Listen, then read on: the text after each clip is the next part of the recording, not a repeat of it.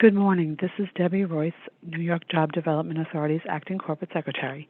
I'd like to welcome everyone to this morning's meeting, and before we formally begin, I would ask everyone to please mute your audio unless you're speaking. We'll begin today by taking a roll call of the members to ensure we have a quorum present on our line. Please be so kind to say present when I call your name. New York State Department of Economic Development Commissioner and JDA Chair, Hope Knight. Present. Alfredo Assad. Present. Emily Yusuf. Present. Benson Martin, designee for the New York State Department of Financial Services Superintendent Adrian Harris. Present. Steve McGrattan, designee for New York State Department of Agriculture and Markets Commissioner Richard Ball. Present. And Christopher White, designee for the New York State Department of Labor Commissioner Roberta Reardon. Present. Thanks so much, everybody, for joining us today. And Chair Knight, you're ready to begin. Thank you, Debbie.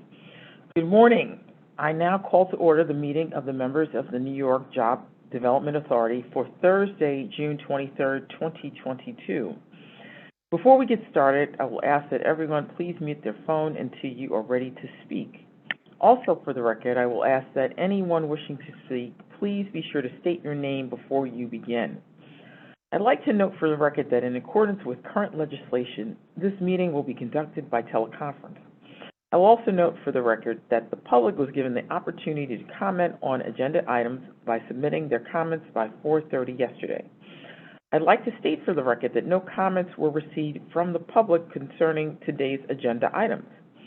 The members have received the written materials in advance of this meeting and are free to ask questions at any time during the presentations. I will now ask members whether anyone has any potential conflict of interest with respect to any of the items on the agenda. If so, I will ask you please make sure you make the appropriate disclosure on the record at the time. We will then be sure that you may recuse yourself from any discussion or vote with regard to such item or items. Hearing none, the first item on today's agenda is the approval of the minutes of June 24th, 2021 members' meeting. I'd like to remind everyone to please state your name before speaking. Are there any questions, comments, additions, deletions? If not, I will entertain a motion for approval.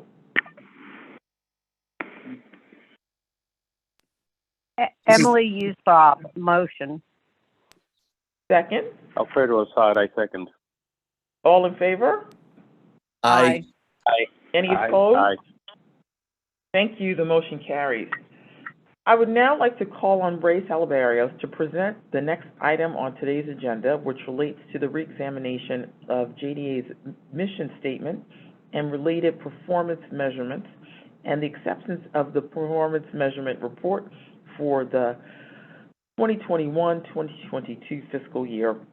Ray, you can go ahead when you're ready. Thank you, Hope. Good morning. This is Ray Salabarios. I'm going to present the examination of mission statement and the related performance measurements. In accordance with the Public Authorities Law, the New York Job Development Authority adopted the following mission and related performance measurements to assist the authority in determining how well it is carrying out its mission.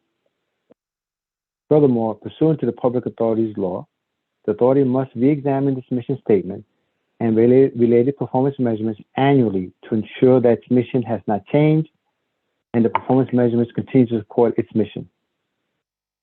To assist the members in their review, the mission statement and related performance measurements are set forth below. The mission statement as follows. The New York Job Development Authority spurs job growth and capital investment in New York State by using the authorities granted to it and by leveraging the state guaranteed bonds to support low-interest loans to manufacturers and other targeted industries throughout New York State. The performance measurements are as follows.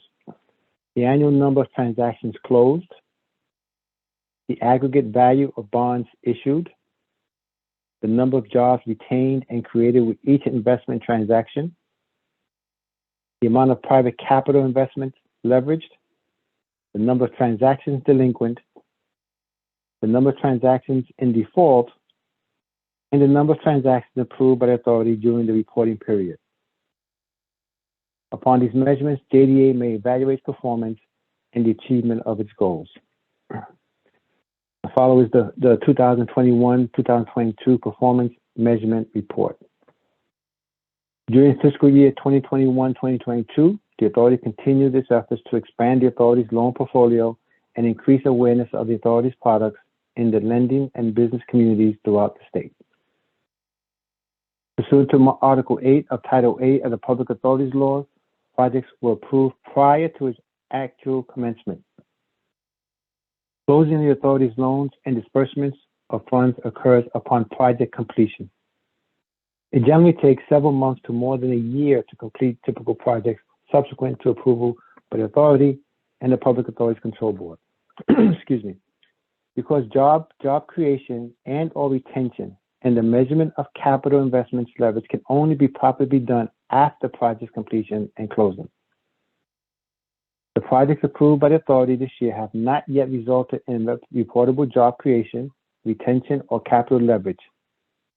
It is noted that staff made significant efforts to identify and analyze transactions that for various reasons staff determined were not eligible for presentation to the members. 5 new loans totaling $543,242 were approved as part of the aggregate $10 million that established the JDA Agriculture Loan Program back in 2016.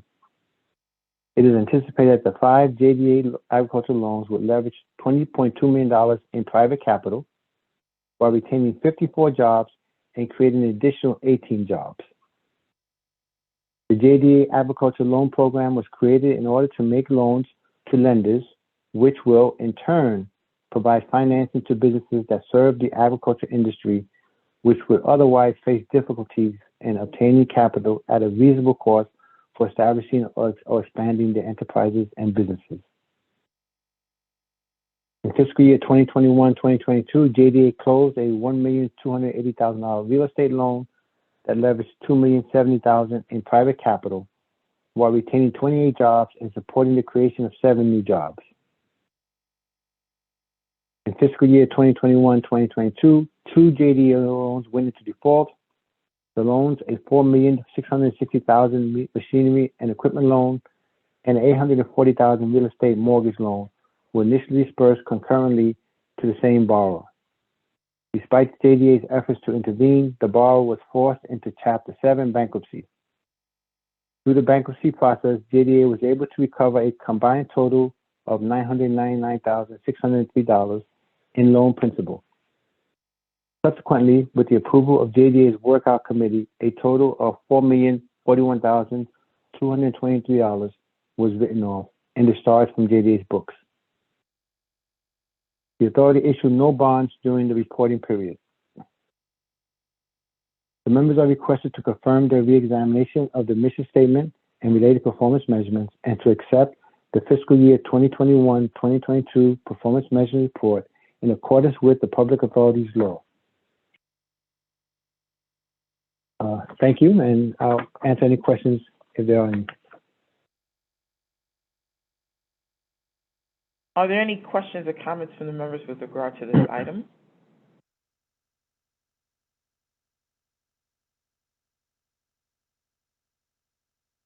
Ray, is that the end of your presentation? Yes, I'm sorry. That's the end of the presentation. We just request now that the members vote on the initiative.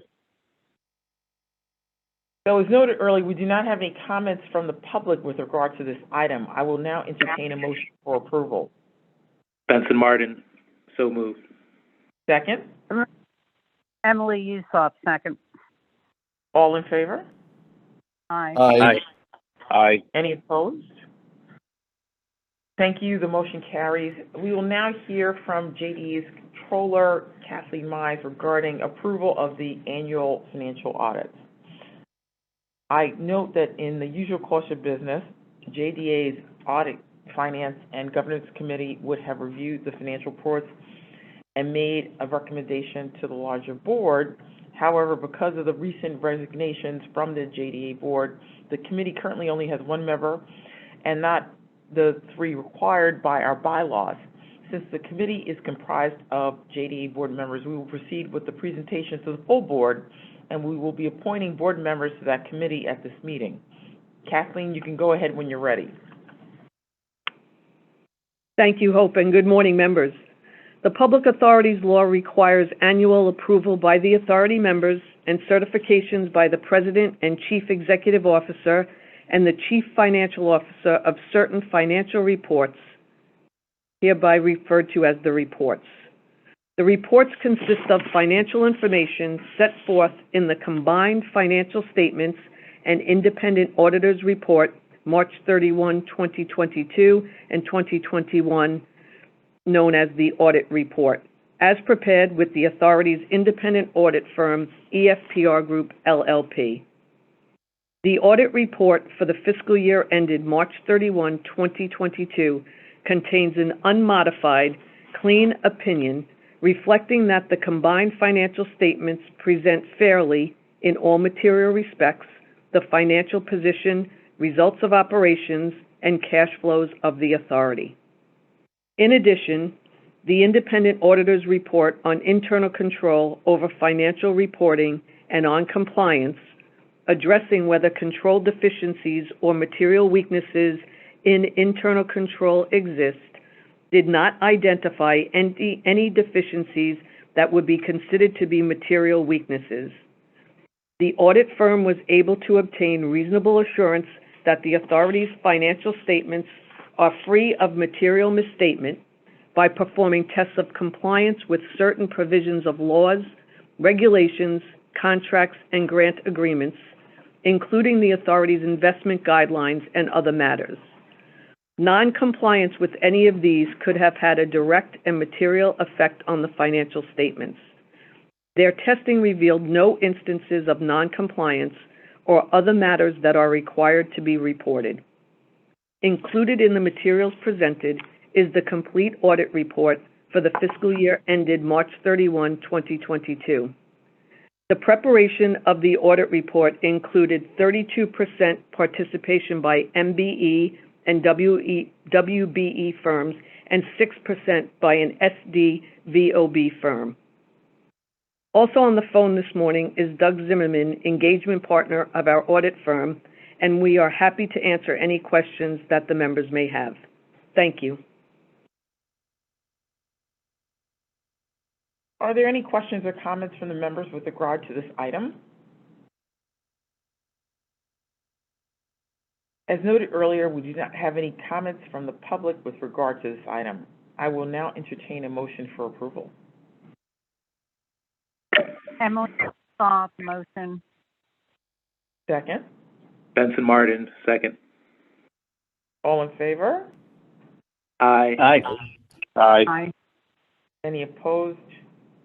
Thank you. The motion carries. Doug Janice will now present an item related to the adoption of the authority's revised procurement guidelines. Doug, you can go ahead when you're ready. Thank you, Hope. Good morning, members. I'm Doug Janice. I'm a senior counsel at ESD and also procurement counsel.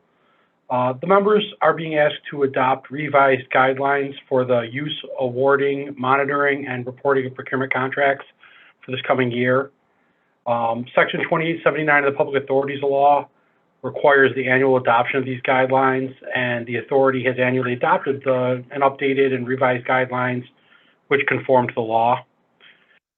There have been no substantive changes to the law or executive orders that would require modifications to the guidelines for this year, but ESD staff has reviewed the guidelines and recommended some changes to clarify and better organize the guidelines to make them more user-friendly, more logical, and more coherent, while ensuring that the authority obtains goods and services in an open, accountable, and transparent manner. A brief summary of those changes are that we clarified additional information regarding purchase order procurements. We reworked some sections, specifically sections 3 and 4, to eliminate the flow charts and replace them with listed bullet points that are easier to follow. Staff will be permitted for the first time to procure additional vendors for pre-qualified lists if the need arises. We're clarifying that notices to proceed can be utilized both before and after the member's approval. And in an effort to be more environmentally conscious, new procedures were added to permit electronic submissions of certain documents. And the proposed attached guidelines incorporate all of those changes.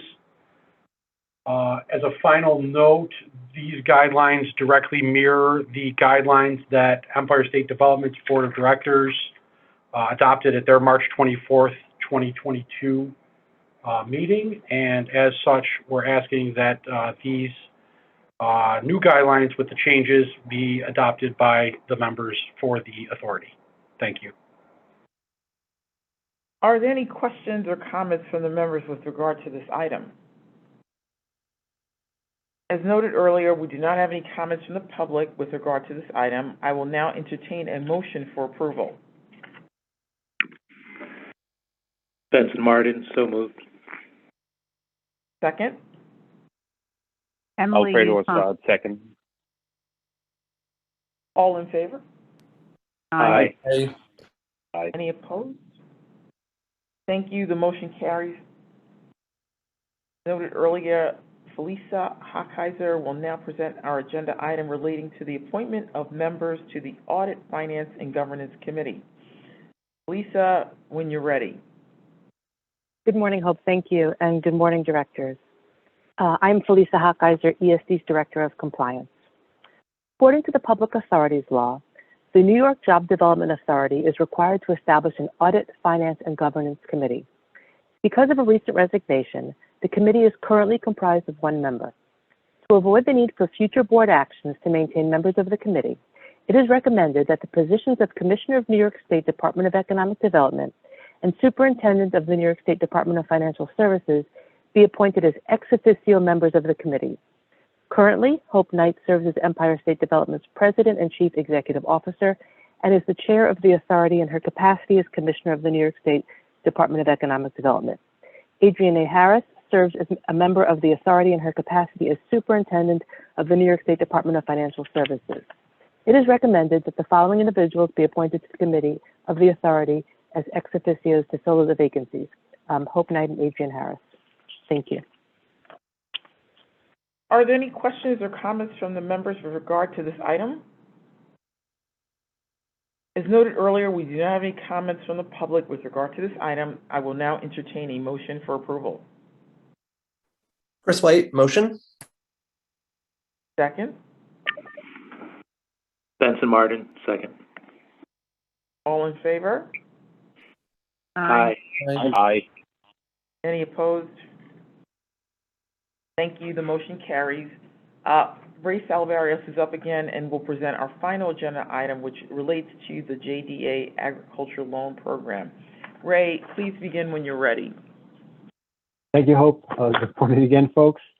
I'd like to present the request for approval by the members for a loan to the Hudson Valley Agribusiness Development Corporation.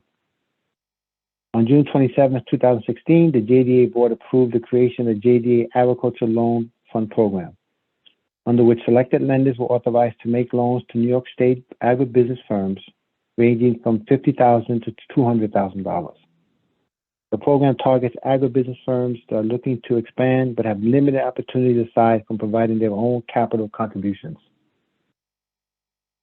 Hudson Valley Agribusiness Development Corporation was one of the original JDA Agriculture Loan Fund lenders that successfully deployed those funds in their region and using them to support $21.4 million development project activity.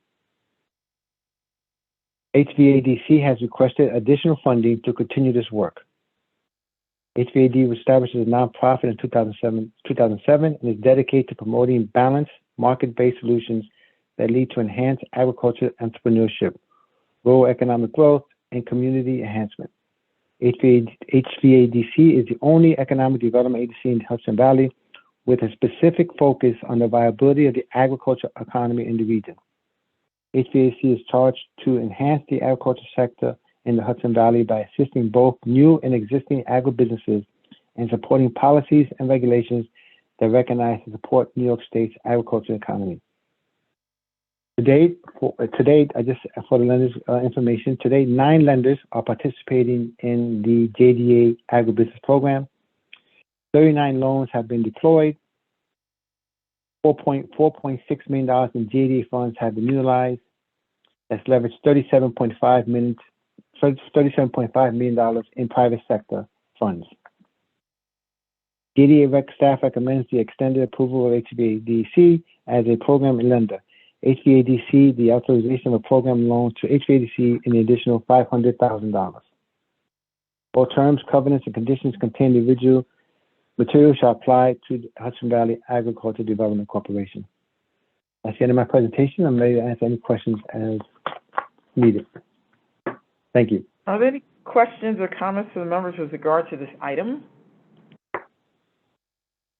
As noted earlier, would you not? Go ahead, please. I'm sorry, this is Steve McGrattan representing Commissioner Ball, State Department of Agriculture and Markets. I would just like to, on behalf of Commissioner Ball, thank Ray and the JDA for their continued work in this area. As